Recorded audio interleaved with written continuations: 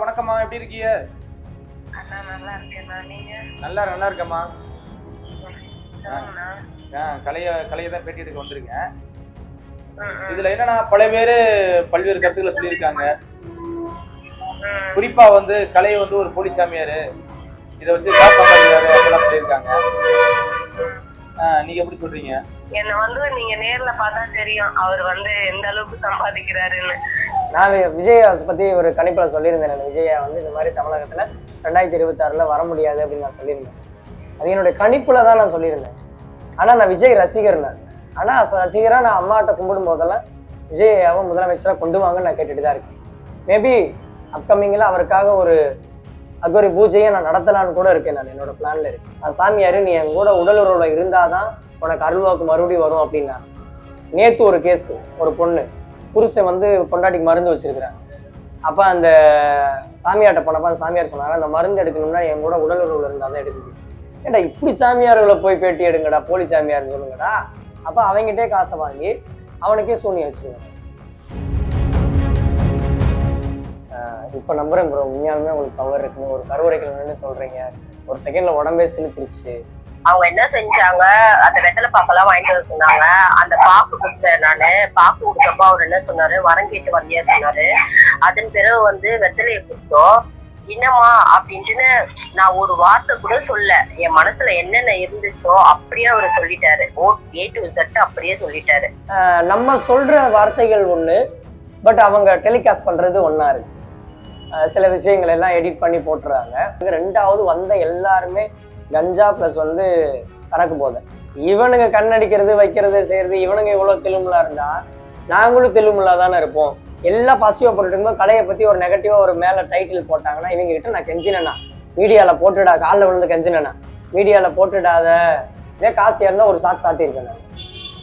ஏன்னா அந்த மனநிலை வேற, இந்த மனநிலை வேற. சேனல்ல லைவ்ல போயிட்டு இருக்கு, உங்களுக்கு கால் பண்ணியிருக்கேன். கலையரசன் வந்து ஒரு போலி சாமியாருன்னு சொல்றாங்க. அது என்னன்னு நீங்க அந்த சேனல்காரவங்க பேசுவாங்க, அவங்க கிட்ட நீங்க சொல்லுங்க. உள்ளூர் செய்திகள் உங்கள் விரல் நுனியில் படிக்க பார்க்க பரவசப்படுத்துகிறது king 24x7 app. Download king 24x7. கலைபுரம் வணக்கம். வணக்கம். ஜெய்மா ஹோரகாளி அரர மகாதே. வணக்கம் ஐயா, சொல்லுங்க.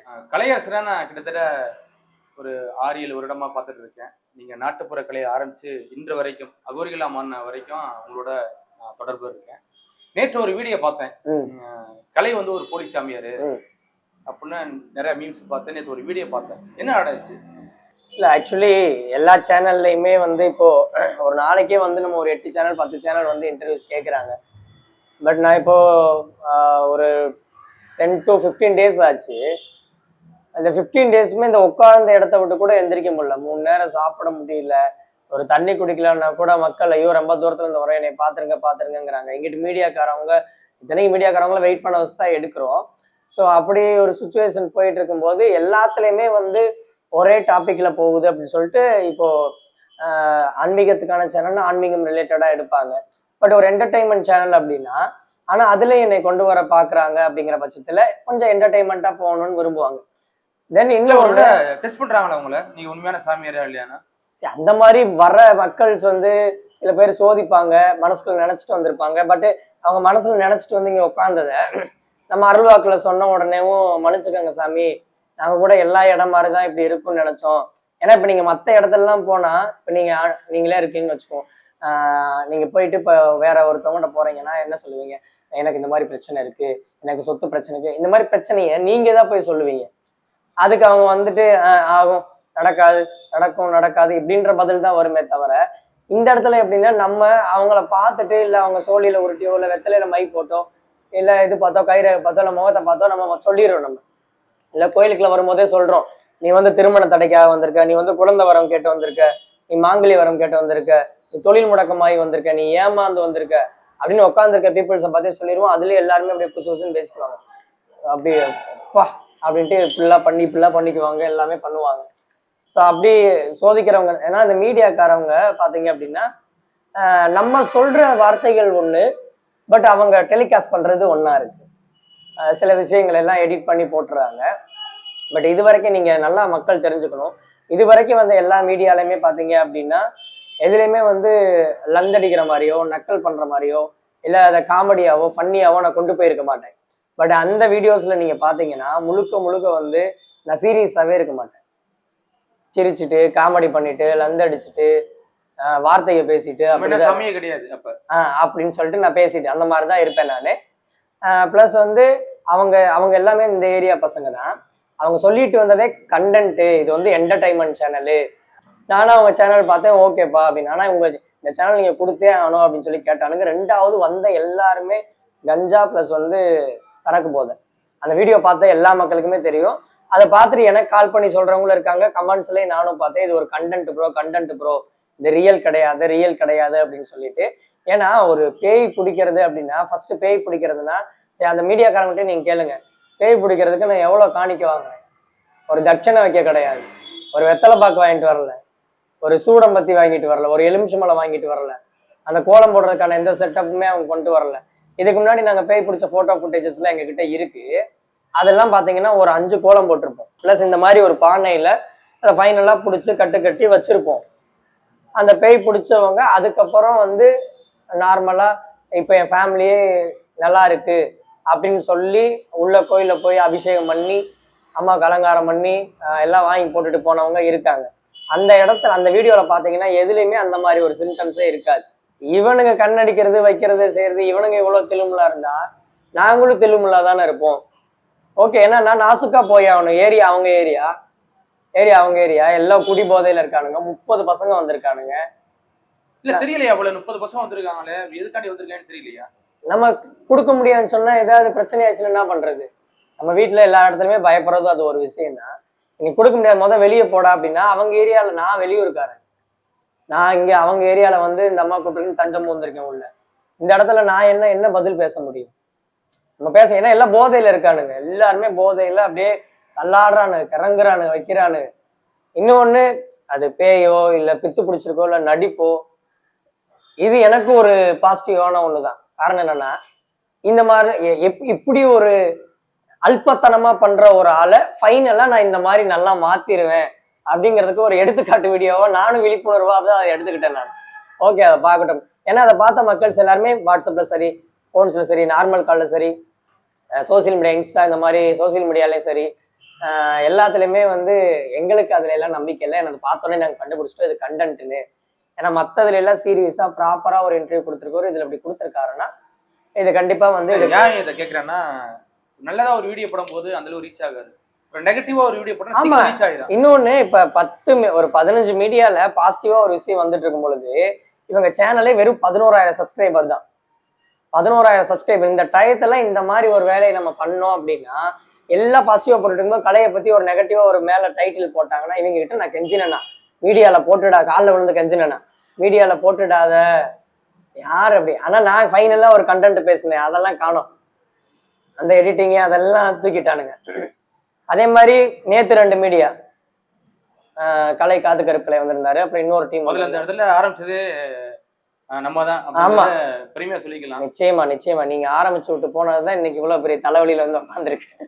நான் பாடுக்கு இல்ல, அதை வந்து கிளாரிஃபை பண்ணணும்ல. நிச்சயமா இப்ப கலைக்கு இப்படி ஒரு சம்பவம் நடந்திருக்கு, அது உண்மையா பொய்யா 1.5 வருஷம் கிளாரிஃபை பண்ணணும். 1.5 வருஷமா என்னோட சேனல்ல கூட எந்த அப்டேட் கொடுக்காத நானு உங்ககிட்ட என்னோட அப்டேட்டை வந்து நான் கொடுத்தேன். நானு நீங்க ஆரம்பிச்சு விட்டீங்க. அன்னையில இருந்து இன்னைக்கு வரைக்கும் எனக்கு அப்படியே டிக்கியெல்லாம் வலிக்குது, தேஞ்சிருச்சு.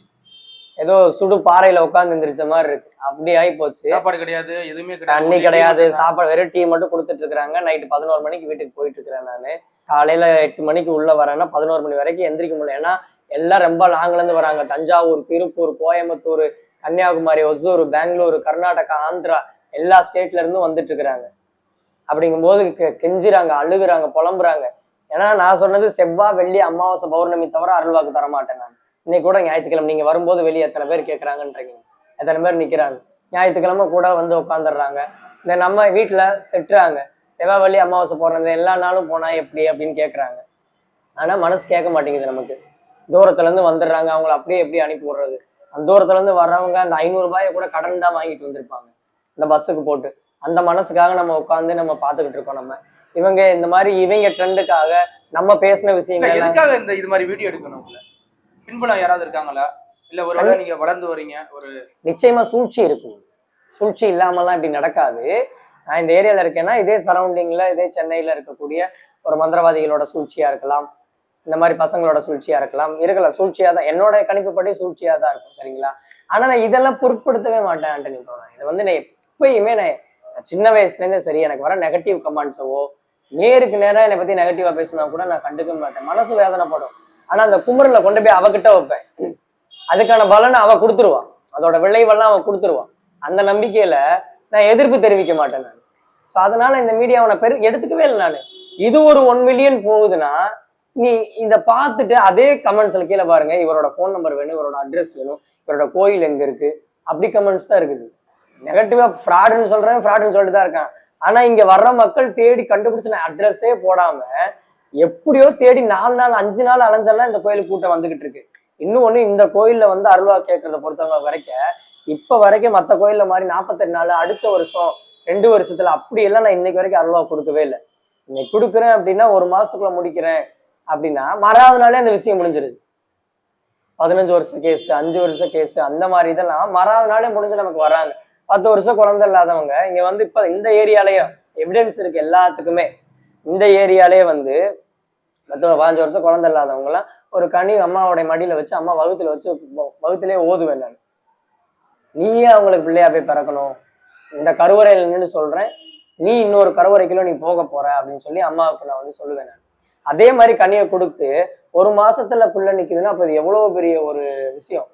அதே மாதிரி நான் போலிச்சாமியாரு அப்படின்னு சொல்லி இதுல போட்டிருக்காங்க, டம்மி பாபாவா அப்படின்னு ஒரு கண்டென்ட் பார்த்தேன். அப்படி பார்த்தா இந்த ஓசூர், கர்நாடகா, ஆந்திரா, கேரளால மலையாள மாந்திரியத்துக்கு ஃபேமஸான பெரிய பெரிய மந்திரவாதியை கூட இங்க வந்துட்டு போயிட்டு இருக்கிறாங்க எல்லாருமே.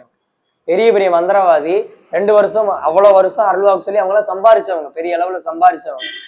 2-3 வருஷமா சாமியே மேல வராம அவங்க சாமியெல்லாம் கட்டு போட்டு அவங்க சாமி கூட வராம வாக்கு வராம கூட்டம்லாம் கம்மியாகி அவங்க இங்க வந்து அவங்க கட்ட உடைச்சு அடுத்த செகண்டே இங்க ஆட விட்டு நான் வாக்கு கேட்டு எனக்கு வாக்கு கேட்டு இனி எனக்கே வாக்கு கொடுக்குற அப்படின்னா இனி நீ எல்லா மக்களுக்கும் நீ வாக்கு கொடுக்கலான்னு சொல்லி அத்தனை மந்திரவாதிகளோட பிரச்சனையை நான் தீர்த்து வச்சிட்டு இருக்கேன்.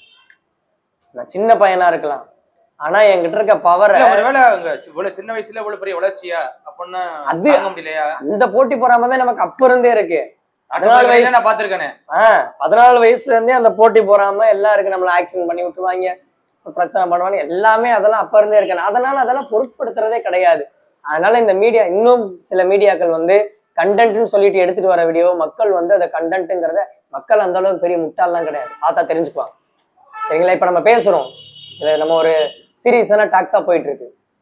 இதுக்கு முன்னாடி பேசின எல்லா இன்டர்வியூஸ்லயுமே கலை, நாட்டுப்புற கலை டு எப்படி அகோரியான அதுக்கான விளக்கம் சரியா தான் நான் கொடுத்துருக்கேன். நான் எல்லாத்துலயுமே வந்து இன்னொன்னு எந்த மீடியாவுமே நான் கூப்பிட கிடையாது, எல்லா மீடியா உங்களை தேடி தான் வருது. எந்த மீடியாவே நான் கூப்பிட கிடையாது. ஆக்சுவலி எனக்கு மீடியாவுக்கு இன்டர்வியூ கொடுக்கறதுக்கு எனக்கு இன்ட்ரெஸ்ட் கிடையாது.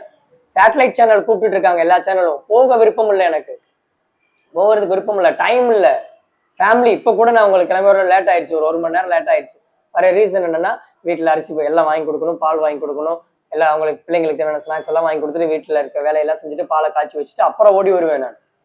அப்புறம் கிளம்பி வருவேன். இதுக்கப்புறம் எங்கள் மாமியார் வருவாங்க, அவங்க பார்த்துக்குவாங்க, நான் போகிற வரைக்கும் அவங்க கூட இருந்து பார்ப்பாங்க.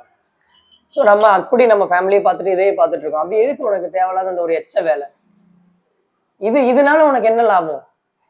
அப்படி நீ யூடியூப்ல இதை போட்டு என்ன இப்போ என் பேரையும் கெடுத்து அதுல ஒரு 10 ரூபா நீ அதுல யூடியூப்ல மானிட்டைஸ் சம்பாரிச்சு இதுல என்ன ஒரு, அதுவும் அங்க இருக்கவங்க எல்லாம் பார்த்தீங்கன்னு வச்சுங்களேன், அந்த மூஞ்சிகளையும் மோரங்களையும் அப்படியே ஃபுல்லா குட்டி உட்காந்து வார்த்தையெல்லாம் கெட்ட வார்த்தை தான் எல்லாம், அதெல்லாம் கட் பண்ணிட்டாங்க. பயங்கரமான கில்லாடிக. சரியான அந்த சேனல்ல ரெட் டாக் பீஸ் சேனல்ல வர்ற எல்லா வீடியோவுமே கண்டென்ட் வீடியோ தான். இதுக்கு முன்னாடியே ஃபிக்ஸ்டு, எல்லாமே ஃபிக்ஸ்டு. என்னை வந்து இது ஒரு என்டர்டைன்மெண்ட் சேனல் பண்ணா கொண்டு போங்கண்ணா, ஜஸ்ட் இது ஒரு விழிப்புணர்வு. ஒத்துக்கிறீங்க நீங்க இப்ப பண்ணா கொண்டு போனா அதுதான் நான் சொல்லிட்டேன். வேலை வெட்டி இல்லாம இல்ல, கரெக்ட். அல்வாக்கு கேட்க 10,000 சொல்லிட்டேன். அந்த நான் இன்டர்வியூ அப்பதான் சன் டிவி கொடுத்துட்டு இருக்கேன், அந்த டைம்ல தான் அவங்க உள்ள வந்தாங்க. அப்பயே அவங்க அந்த சன் டிவிக்காரெல்லாம் எனக்கு தகவல் சொல்லிட்டாங்க. நானும் உஷார் ஆகிக்கிட்டேன், கொஞ்சம் வில்லங்கமானவங்க அவங்களுக்கு தகுந்த மாதிரி பார்த்து அனுசரிச்சு போயிருங்க அப்படின்னு. இப்போ வில்லங்கமானவங்கும் போது நம்ம என்ன பண்ண முடியுது? அவங்க ஏரியா இது, சுத்தி சுத்தி எல்லாம் அவங்க 30 பசங்க வந்து நிக்கிறாங்க. நம்ம என்ன பேச சொல்றீங்க? இல்ல அப்படிலாம் முடியாது, எதுக்கு என்ன என்னால என்ன பண்ண முடியும்? இதே காசு ஏறினா ஒரு சாத்தி இருப்பேன் நான். ஏன்னா அந்த மனநிலை வேற, இந்த மனநிலை வேற. அப்படிங்கும் போது இங்க என்னால மறுப்பு பேச்செல்லாம் பேச முடியாது. காலில் விழுந்து கும்பிட்டு கிடந்தாய், தயவு செஞ்சு. ஆனா நாசுக்கா எடுத்துட்டு போய் இந்த மாதிரி ஒரு வேலையை பண்ணி வச்சிருக்காங்க. இது மாதிரி இன்னொரு 2 மீடியால இருக்கு. இனிமேல் அப்படி ஒரு மீடியால வந்தாலும் நான் அக்செப்ட் பண்ண போறது கிடையாது. ஏன்னா நம்ம அந்த ஒரு நம்பிக்கை, சரிப்பா ஓகேப்பா அப்படின்னு அந்த ஒரு நம்பிக்கை கொடுக்குற மாதிரி. ஏன்னா அவன் மனுஷங்கிறத நிரூபிச்சிட்டான். அவன் மனுஷன், நான் மனுஷ பையன் தான் அப்படிங்கிறத நிரூபிக்கிறான்.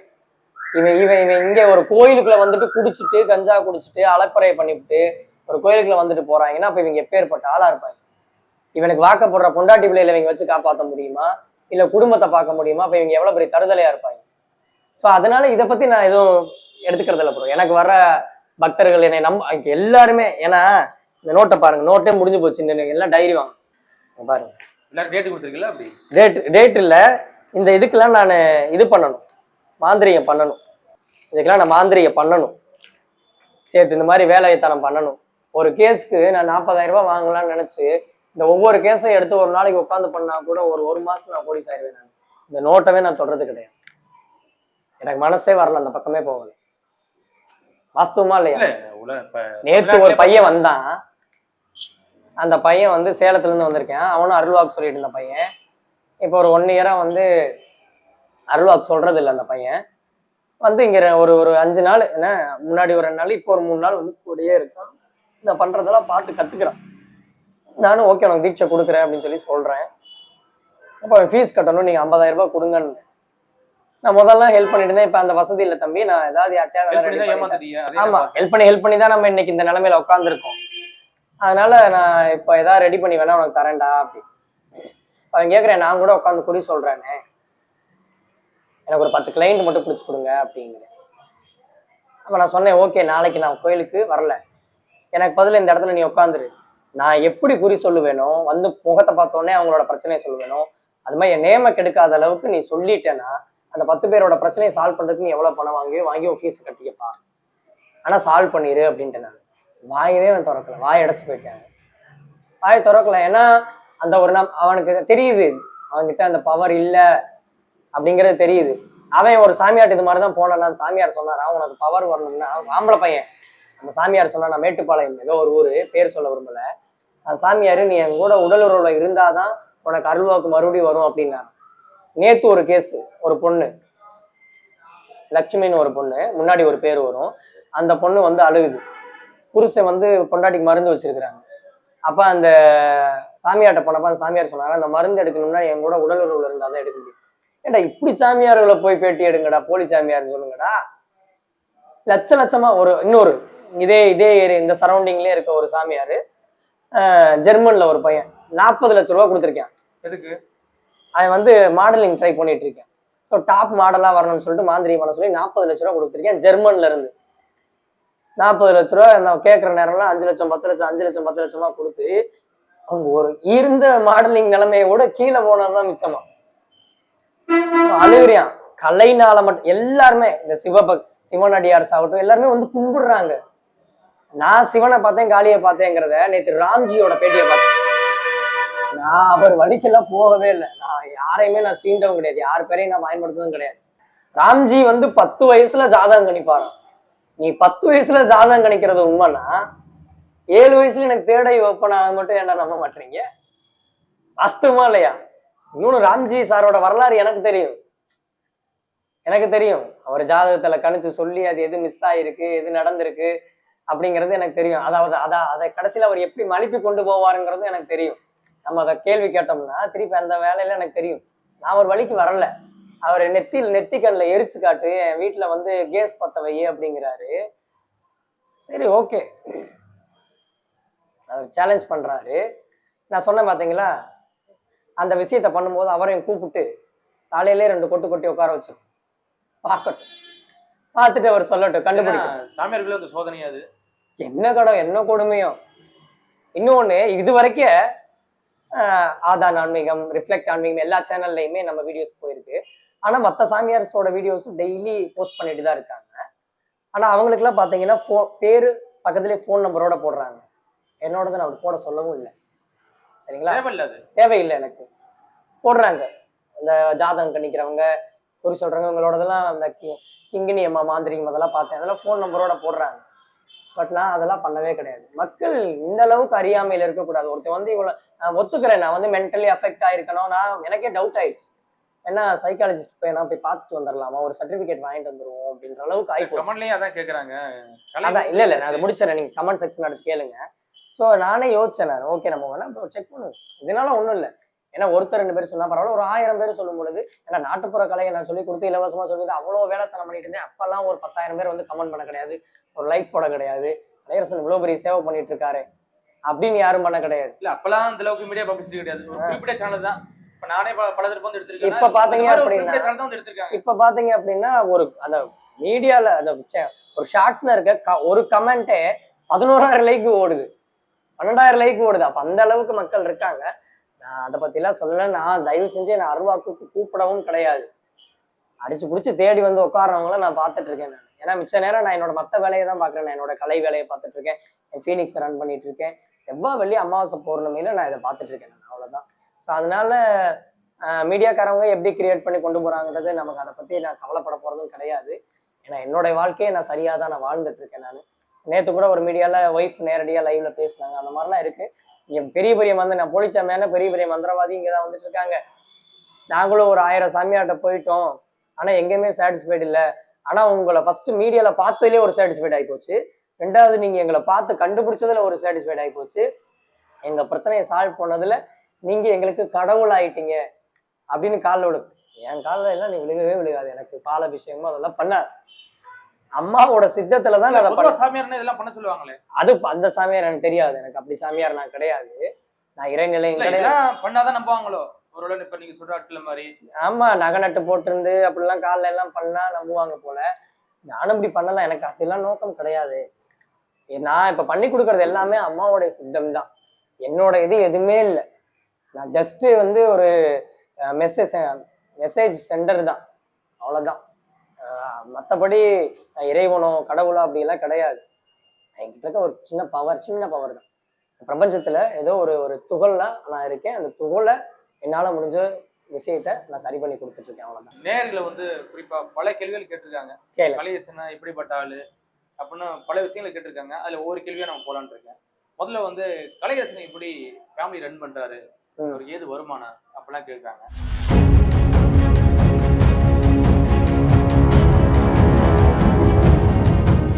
ஆடு மயான கொள்ளைக்குள்ள எப்படி ஒரு 4-5 லட்ச ரூபா ஆடியே சம்பாதிச்சிருங்க. இந்த கருவறையில் நின்று சொல்றேன், நீ இன்னொரு கருவறைக்குள்ள நீ போக போற அப்படின்னு சொல்லி அம்மாவுக்கு நான் வந்து சொல்லுவேன். எந்த மீடியாவே நான் கூப்பிட கிடையாது. ஆக்சுவலி எனக்கு மீடியாவுக்கு இன்டர்வியூ கொடுக்கறதுக்கு எனக்கு இன்ட்ரெஸ்ட் கிடையாது. பிரகா வணக்கம்மா, எப்படி இருக்கீங்க?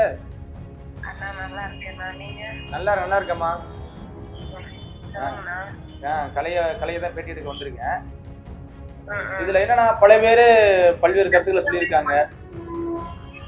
குறிப்பா வந்து கலை வந்து ஒரு போலிச்சாமியாரு, இதை வச்சு அப்படிலாம் சொல்லியிருக்காங்க. நீங்க எப்படி சொல்றீங்க?